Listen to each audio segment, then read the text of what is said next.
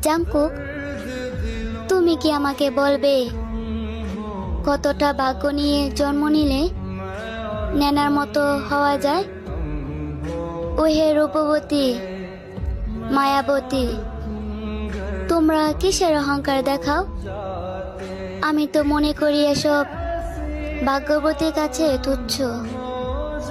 তবে জাংকুক, তুমি কি জানো আর্মিরা এখন তোমাকে আর জেহবকে নেনার আব্বু হিসাবে পরিচয় দেয়? তারা হয়তো ভুলে গেছে সেও একজন বিটিএস আর্মি, আর প্রতিটা আর্মিরই স্বপ্ন থাকে তোমাদের সাথে কথা বলার। আজ হয়তো নেনা তার নিজের যোগ্যতার কারণে এতটুক পর্যন্ত আসতে পেরেছে।